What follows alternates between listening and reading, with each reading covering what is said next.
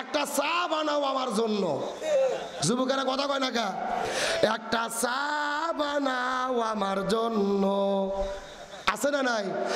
আদা দিও, এলাচি দিও, চিনি দিও সামান্য, একটা চা বানাও স্যারের জন্য। স্যার বোঝেননি? ডক্টর মোহাম্মদ ইউনূস হলো স্যার, আর নরেন্দ্র মোদী চাওয়ালা। আর কিসের যোগ্যতা আছে? ডক্টর ইউনূসের পাশে বসার তার কোনো যোগ্যতা নাই। ওই নরেন্দ্র মোদী ডক্টর ইউনূস সাহেবের সঙ্গে দেখা করেছে, ছবি দুইটা লাগাই দিয়ে এমন ভিডিও বানাইছে, নরেন্দ্র মোদী চা বানাইয়া ডক্টর ইউনূসকে খাওয়াচ্ছে। আল্লাহু আকবার বলবেন না? আমি তো ভিডিও দেখে আশ্চর্য, বলতেছে চাওয়ালার যা কাম তাই করতেছে। স্যার বসে আছে, স্যার বসে আছে, আর নরেন্দ্র মোদী চা বানিয়ে খাওয়াচ্ছে। আবার সঙ্গে সঙ্গে একটা গানও ছেড়ে দিয়েছে ভেতরে, একটা চা বানাও আমার জন্য। যুবকেরা কথা কয় না কা? একটা চা বানাও আমার জন্য, আছে না নাই? আদা দিও, এলাচি দিও, চিনি দিও সামান্য, একটা চা বানাও স্যারের জন্য। স্যার বোঝেননি? ডক্টর মোহাম্মদ ইউনূস হলো স্যার, আর নরেন্দ্র মোদী চাওয়ালা। আর কিসের যোগ্যতা আছে? ডক্টর ইউনূসের পাশে বসার তার কোনো যোগ্যতা নাই। গতকালকে তার প্রমাণ হয়েছে, যেই ঘরের মধ্যে বৈঠক হচ্ছে, মোদির পেছনে একজন বসে আছে, ডক্টর ইউনূসের পেছনে কেউ নেই। কারণ কি? ডক্টর ইউনূসের সঙ্গে নরেন্দ্র মোদী ইংরেজিতে কথা বলতে পারেনি। ডক্টর ইউনূস ইংরেজিতে কথা বলে, নরেন্দ্র মোদী হা করে চেয়ে থাকে। তখন ওই যে পেছনে যে বসে আছে দোভাষী, ও আবার স্যার স্যার করে বলে বলে দিচ্ছে হিন্দিতে। তারপরে বুঝতেছে এই ঘটনার দ্বারাও প্রমাণ হয় ডক্টর ইউনূসের একটা পশমের যোগ্য নয় নরেন্দ্র মোদী। আর তোমরা তারই পাওয়ার দেখাও, তারই ক্ষমতা দেখাও। পরিষ্কার করে একটা কথা বলতে চাই, ডক্টর মোহাম্মদ ইউনূস এই জাতির সন্তান। আমরা তাকে বলতাম আমেরিকার দালাল, ইউরোপের দালাল, কিন্তু এদের আগে দেখলাম না। চায়না সফরে যখন গেছে, প্রকাশ হয়েছে চীনের হাইনান প্রদেশের গভর্নরের তিনি উপদেষ্টা। তার মনে বোঝা গেল ডক্টর ইউনূস শুধু ইউরোপের নয়, শুধু আমেরিকার নয়, শুধু চায়নার নয়, তিনি পৃথিবীর মধ্যে বিশ্ব লিডার। এই পৃথিবীতে মাত্র 3টে পুরস্কার আছে, যেই 3টে পুরস্কার সবচাইতে সম্মানিত। কয়টা বলছি? 1 নম্বর নোবেল পুরস্কার, 2 নম্বর আমেরিকান প্রেসিডেন্সিয়াল অ্যাওয়ার্ড, 3 নম্বর মার্কিন কংগ্রেসনাল অ্যাওয়ার্ড। এই 3টে পুরস্কার পৃথিবীর মাত্র 12 জন ব্যক্তি পেয়েছে। তার মধ্যে 1 নম্বর হলো ডক্টর ইউনূস। আল্লাহু আকবার বলবেন না? এই যে বক্তব্য দিয়ে গেল, এই বক্তব্যের প্রতিফলন ডাইরেক্ট দেখা গেছে। আর স্বৈরাচার হাসিনা পালিয়ে যাওয়ার পরে ভারত কম ষড়যন্ত্র করেনি, আমাদের বিপদে ফেলাতে চেয়েছে, কিন্তু পারেনি। সর্বশেষ গতকাল নরেন্দ্র মোদী ডক্টর ইউনূসকে সাথে নিয়ে একই ঘরে মিটিং করে সারেন্ডার করতে বাধ্য হয়েছে। এটা শুধু সম্ভব হয়েছে ডক্টর ইউনূসের কারণে। ডক্টর ইউনূস না হয়ে অন্য কেউ যদি ক্ষমতা নিত, 3 মাসের মধ্যে সেনাবাহিনী ক্ষমতা নিয়ে স্বৈরাচার হাসিনা ঢুকে দিত। এই জন্য কথা বলে একটু হুঁশ করে বলেন।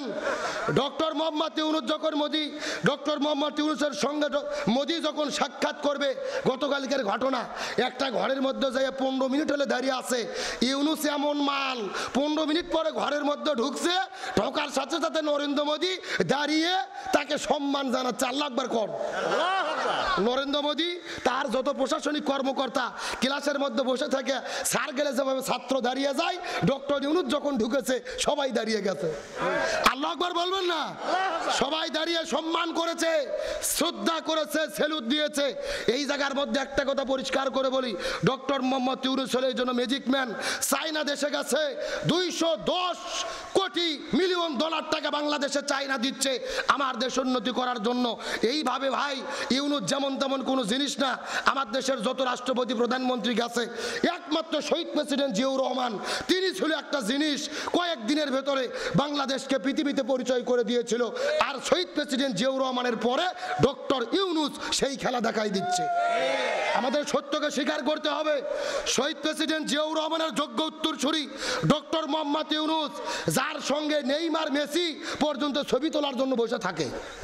বারাক ওবামা, নেলসন ম্যান্ডেলা তার বক্তব্য বসে বসে শোনে।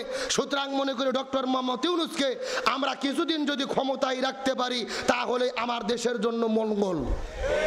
আমার দেশের জন্য কল্যাণ।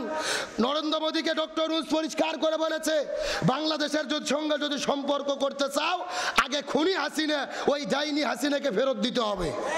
কথা কন না কে? হাসিনাকে ঘরে জায়গা দিয়ে প্রীতি করবা আর আমাদের সঙ্গে সম্পর্ক করবা, এমন সম্পর্ককে বিদ্যাঙ্গুলি দেখায়। তার কারণ 1800 ছাত্র জনতাকে যারা হত্যা করেছে এদের বিচার বাংলার জমিনে হতেই হবে। ডক্টর ইউনূস বলেছেন তিস্তা ফারাক্কা বাঁধের আমাদের পানির হিস্সা বুঝে দিতে হবে, সীমান্তের হত্যা বন্ধ করতে হবে। আগে যখন বাংলাদেশের হাসিনা আওয়ামী লীগ সরকার ভারতের সঙ্গে বৈঠক করতে আমরা টেনশনে থাকতাম, জানি না কি দিয়ে চলে আসে, বিক্রি করে দিয়ে চলে আসে। আর এখন দেওয়ার টেনশন নাই, শুধু পাওয়ার টেনশন, শুধু পাওয়ার আনন্দ। আলহামদুলিল্লাহ বলেন। সুতরাং বাংলাদেশের মানুষ বলতেছে আগামী 5 বছর ডক্টর ইউনূসকে যদি ক্ষমতায় রাখতে পারি বাংলাদেশ মালয়েশিয়া সিঙ্গাপুরের মতো উন্নতি হবে ইনশাআল্লাহ। কিন্তু একটা কথা তো আছে ভাই, আমরা ভালো মানুষকে দেখতে পারি না, কেমনে ডক্টর ইউনূসকে ক্ষমতার থেকে নামানো যায়, আমরা ওই ধান্দাতে আছি। কথা কন না কে? এই জন্য বলতেছে আগামীতে জামাত ইসলাম বিএনপি যারাই ক্ষমতার যাক, সবার প্রতি আমার চাওয়া ভাই ক্ষমতায় যান, ইউনূসকে তাড়াইয়া দেন না, রাষ্ট্রপতি করে রাখেন, ও যত থাকবে আমাদের ততই লাভ। কথা কন না কে? আমরা অবশ্যই নির্বাচন চাই। আমার বয়স 34 বছর, আমি জীবনে ভোট দিতে পারিনি, অবশ্যই ভোট দেব, ভোট প্রয়োজন। তবে এমন সংস্কার দরকার, হাসিনা পুরো দেশকে শেষ করে দিয়ে চলে গেছে, এই দেশটা খাড়া হয়ে দাঁড়ানোর জন্য অন্তত ডক্টর ইউনূসকে কিছুদিন সময় দেওয়া দরকার। এবং বাংলাদেশের 85 থেকে 90% জনগণের মতামত হলো অন্তত আগামী 5টা বছর ডক্টর ইউনূস ক্ষমতায় থাকলে এই দেশ মাথা উঁচু করে দাঁড়াবে, আমার দেশের বিরুদ্ধে আর কেউ ষড়যন্ত্র করার সাহস পাবে না। আসেন যে কথা বোঝানোর জন্য আপনাদের বলতেছিলাম, কোরআনের বিধান কায়েম হলে শান্তি আসে না নাই? আমরা ডক্টর ইউনূসের পক্ষে একটু কথা বলি, আবার কিছু কিছু লোক বলে হুজুর এখন তো আপনারা সুদের ওয়াজ ভুলেই গেছেন। মানে ডক্টর ইউনূস সুদ খায়, সুদের বিরুদ্ধে ওয়াজ করেন না। মানে ডক্টর ইউনূস সুদ খায় আর হাসিনা মধু খাইতো। কথা কর না কা?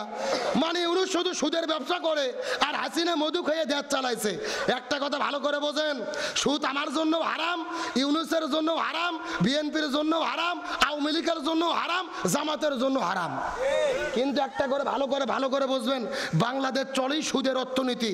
আজকে জামাতও যদি ক্ষমতায় যায় তারাও সুদ দিয়ে দেশ চালাবে, ততক্ষণ পর্যন্ত সুদ বন্ধ করতে পারবে না যতক্ষণ না 151 সিট নিয়ে সংসদে গিয়ে সুদ বন্ধ করে যাকাত ভিত্তিক অর্থনীতি কায়েম না হবে।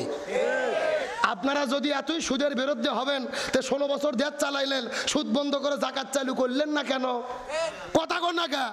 তার মানে বোঝা যায় যতদিন সুদ ভিত্তিক অর্থনীতি আছে এতদিন আওয়ামী লীগও যা, তারেক জিয়াও তা, খালেদাও তা, জামাতের আমিরও তা।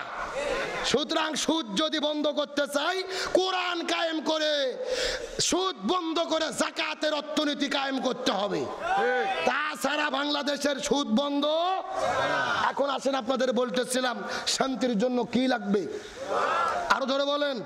এখন আপনাদের মধ্যে যেই মূল মেসেজটা আমি দিয়ে বিদায় নিয়ে চলে যেতে চাই, আল্লাহ তাআলা আমাদেরকে সৃষ্টি করেছেন, আল্লাহর একটা লক্ষ্য উদ্দেশ্য আছে না নাই?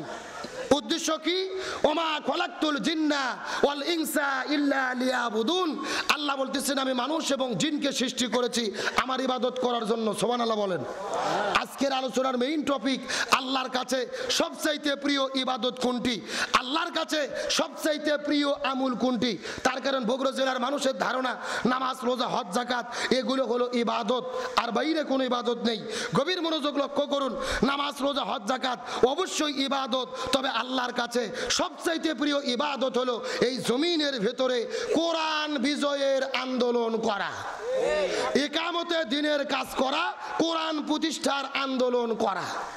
এখন আপনাদের মনের মধ্যে প্রশ্ন জাগতে পারে, হুজুর এটা আপনি কেমন ওয়াজ করলেন? সারা জীবন ওয়াজ শুনেছি, নামাজ রোজা হজ যাকাত এগুলো হলো আসল ইবাদত, আর আপনি বলতেছেন কোরআন প্রতিষ্ঠার আন্দোলন এগুলো হলো আসল ইবাদত। কারণ কি? আমি যে যুক্তিগুলো দেই মাথার মধ্যে ঢুকান। চিৎকার করে বলেন তো, এই বাংলাদেশের তাবলিগ নামে একটা দল আছে না নাই? কথা কয় না। আচ্ছা বলেন তো, এই তাবলিগের কি কোনো বিপদ বাংলাদেশে আছে? নিজেদের খেয়ে মসজিদে মসজিদে যায়, দিনের দাওয়াত দেয়, ভাই নামাজ পড়েন বহুত ফায়দা বহুত নেকি, এদের কোনো বিপদ নাই। আচ্ছা বলেন তো, বাংলাদেশে জিকির বাটি আছে না নাই? কথা কয় না। আরে আরে বাংলাদেশে যত জিকির চলে এত জিকির পৃথিবীর কোন দেশত চলে না। যেই রকম পীর ওই রকম মুরিদ ওই রকম তরিকা ওই রকম জিকির আছে না নাই? আমি কি দুই একটা বলবো আল্লাহর ওলি খাজা বাবা বিশ্বের ওলি খাজা বাবা ফরিদপুরের কেবলা জাগান তোমার জন্য কান্দে বাবা লক্ষ জাকের আউয়ান কতক্ষণ দুই কান্ত দুই ফেরেশতা আছে না নাই? দুই ফেরেশতা কলম বার করে শুধু দাঁত দিয়ে কামড়াচ্ছে। আল্লাহ বলছে কে ফেরেশতা কলম দাঁত দিয়ে কামড়াও কেন? ফেরেশতারা বলতেছে আল্লাহ আমরা তো বুঝবার পাননি লিখবো কি।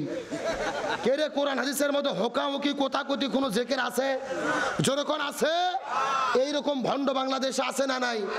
এর আবার মাঝে মধ্যে গান গায় কি রহমান কাতিবিন রোজগার শরীর দিন মাওলার কাছে যদি করে অভিযোগ আমি বলবো দুনিয়ায় ছিলাম ন্যাংটা বাবার লোক।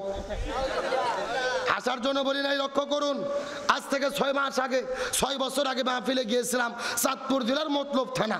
ওখানে যাওয়ার পরে কিছু লোক এসে বলতেছে হুজুর আমাদের এখানে ন্যাংটা বাবা আছে দেখতে যাবেন? আমি বললাম দেখা তো যায় না, জোর করে নিয়ে গেছে। যাই দেখি বাবার অবস্থা পাও থেকে শুরু করে মাথা পর্যন্ত সফা। কথা কি বোঝা যায়? মানে অফিস আদালত স্টেশন সব বার করা। আমি তখন থেকে বলতেছে নাউজুবিল্লাহ। সঙ্গে সঙ্গে একটা মুরিদ বলতেছে নাউজুবিল্লাহ বলবেন না হুজুর, বাবার ভেতরে মাল আছে হুজুর। কি আছে? আমি বললাম কে রে পাগলা, মাল যাচ্ছু, মাল তো দেখাই যাচ্ছে। ওই মাল তো সবার মধ্যে আছে, নতুন কি মাল আছে ওটা দেখা। কতক্ষণ ঠিক কিনা?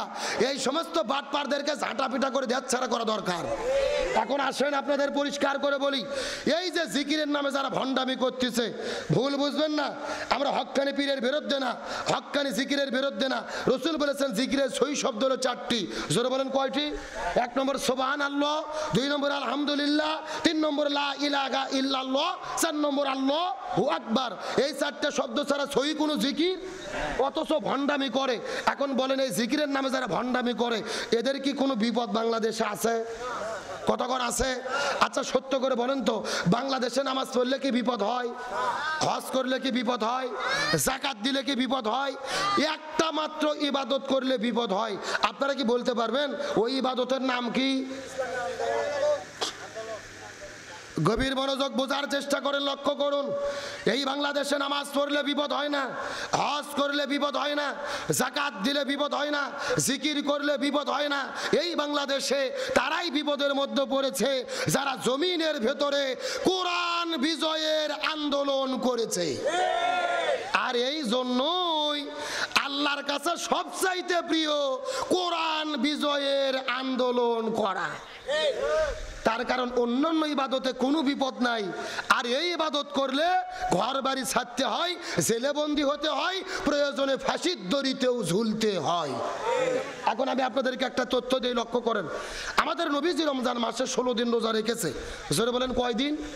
17 রমজান সকালবেলা নবীজি রোজা ভেঙে ফেললেন, খেজুর খাইলেন, পানি খাইলেন। সাহাবীদেরকে বললেন তোমরাও রোজা ভেঙে ফেলো। সাহাবীরা বলতেছি ইয়া রাসূলুল্লাহ এটা কেমন কথা বললেন? আপনি না 3 দিন আগে ওয়াজ করলেন একটা রোজার এত দাম, ইচ্ছা করে যদি কেউ একটা রোজা থাকে ছেড়ে দেয় লাগাতার 60টা রোজা রাখতে হবে, আবার যদি একটা রোজা ছেড়ে দেয় আবার লাগাতার 60টা রোজা রাখতে হবে। আপনি কেন রোজা ছাড়তে বললেন? রাসূল বলতেছে বেশি বোঝার চেষ্টা করো না। ওমা আতাকুমুর রাসূলু ফাখুযুহু ওমা নাহাকুম আনহু ফান্তাহু। আমি নবী যা বলেছি তা তোমরা করো, যা করতে নিষেধ করেছি তা থেকে দূরে থাকো। আবু জেহেল মদিনে আক্রমণ করেছে, আর বসে থাকা যাবে না। এখন আবু জেহেলের মোকাবেলা করতে